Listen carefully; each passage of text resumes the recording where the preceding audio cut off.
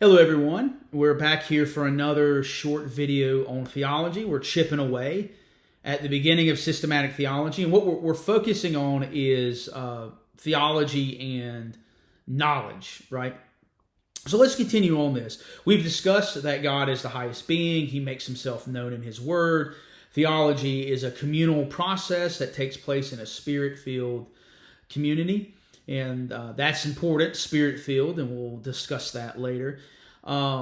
We do not start, and so how can we sum this up as we go through this? We do not start out with a theory about God makes himself known. What do I mean by that? When somebody says, how do you know God? And usually it'll get into something called epistemology, how you know things are true. They will say things like, well, I think that through reason, maybe through emotions, maybe through something else. And they start out with a theory of how God is known. How can you know God instead of going to a supernatural divine revelation in his word, which obviously that's what we hold to, a supernatural divine revelation of his word.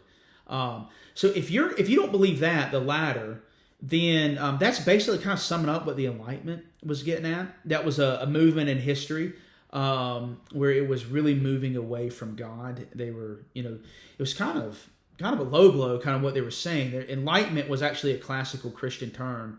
The Holy Spirit would bring light into people's souls and shine the light of Christ in their hearts and, their whole being, and they would see Christ. That was like kind of like enlightenment that came, from the Bible, the preaching of the word and that. And the Enlightenment was kind of like a play on that. They twisted it, saying, well, no, we're really going to be enlightened. And what's the source of our light?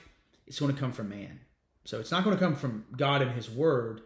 Man is going to interpret this cosmos, and we're the final authority. As one thinker said, man is the final measure of all things. So you can already see how that's a direct contradiction with God.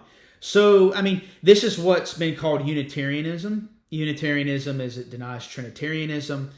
And Unitarianism, we don't hear about it that much, but it used to be all the rage 100 years ago.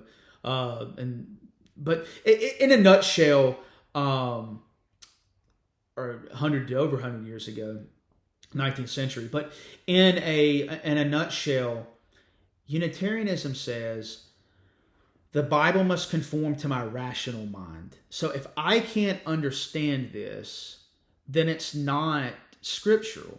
So for example, the Trinity. They deny the Trinity because it did not conform. Then the Bible honestly became kind of like what is the point of the Bible? What's the point of Jesus Christ? Well, he was an example, and he tells you how to live like a really good life, and all that supernatural stuff that gets thrown out the window because it doesn't conform to the modern scientific man. Another way to think about it: God has to fit the parameters of our minds. Now, you'd be tempted to think, or maybe you'd be tempted to think, well, that's something that's long gone. We don't think. No, that view pretty much won out in Western history. I think it's collapsing, but that's for another day. But that view has pretty much won out. And so what you encounter all the time, you encounter the idea when you would, maybe you have a religious conversation with someone, even if they're not I'm a Unitarian person. They would this view of God and theology. They would define this off the Enlightenment Unitarian deist view that God has to fit the parameters of my mind. That's what they'll say. You really believe in Noah? Do you really believe in miracles and all that? You'll hear this stuff. We've all grown up around it. Well, that's where it's coming from. The Unitarians and all of this. And once again, it's what C.S. Lewis said when he wrote one time that now God is in the dock. What does that mean? Man now sits in judgment over God. It's not the ancient cultures or even before where God judges you. Now man places himself as judge, and he judges. And another way to think about it, he judges God, is that, so we talked about how it has to fit the parameters of the mind, but let this sink in. the claim of the enlightenment of that Unitarian deist view that we're talking about, it says that man has in himself the power to find out God. So it's not only just that theology must fit our minds, we have the power to understand God. What's the difference that in the biblical understanding of theology? The gospel is the power of God in His salvation. It's God's power that saves us. It's God's revelation that saves us. And what would be the answer to this? So how would you answer someone if they were to say, well, we have the power, we can know, no matter what they think they're knowing, or think they're finding out, they're not really finding out about God. You cannot put a demand over God. The man cannot exalt himself over God. Or another way to think about it, the finite means we're limited, we're human beings. I can't jump over a tree out there. I can't fly. I have limitations. Well, all human beings obviously has limitations. The creation has limitations. God's infinite. So it's an idol. So what do you say? Our response would be, well, God's infinite. He goes on and on. You cannot understand. You cannot understand God. So the finite cannot understand the infinite.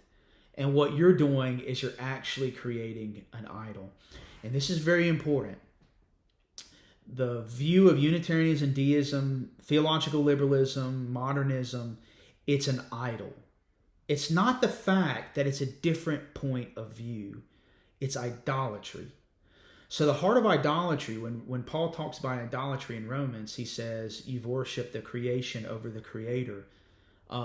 Idolatry is where you worship creation and you don't worship the Creator.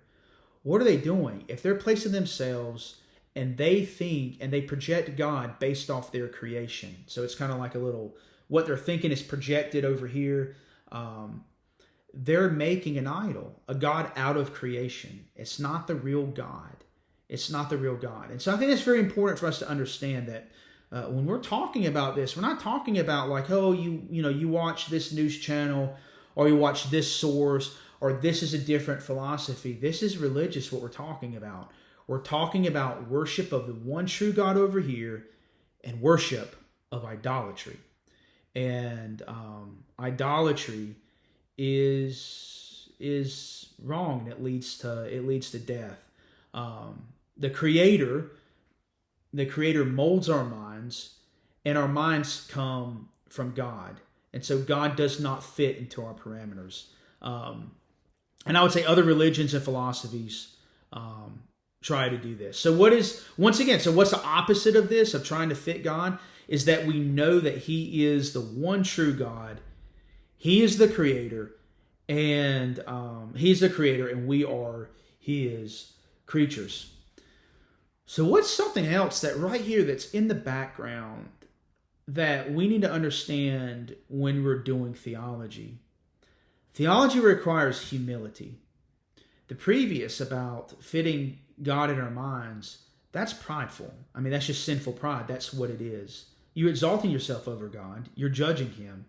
And then you're saying, instead of how God's revealing Himself to you, you're saying that, well, we want to figure out how we can worship God on our own terms. That's the natural, autonomous, self-rule. I'm the boss. This is my birthday party. I can do what I want to. That's the natural sinful nature of all of us. That's within all of our hearts. And that's the root of that understanding of theology, is that it's pride. So what's the opposite for us? When we come to the Bible, we need to come with a spirit of humility, of one to learn, of one to be changed, of one to sit in awe, of one to hear God. As it says, we do a call to worship, and from the Psalms, we are His sheep and the sheep of His pasture. We are the sheep. God is the shepherd. He feeds us who He is. He shows us who He is. We rely on Him. We are not the shepherds. We are the sheep with Christ as our shepherd, and we learn from we learn from God. I'll end with this, and we'll keep going forward. John Calvin has a quote that he got from Saint Hilary, who was an early church French father. He said, "God is his own best witness concerning himself." We understand God through God and by God and the means that he's appointed. So when we come back, we'll continue to go through these notes, and we'll continue to understand this. We'll continue to go through this. Thank you so much for joining me, and hopefully this was helpful.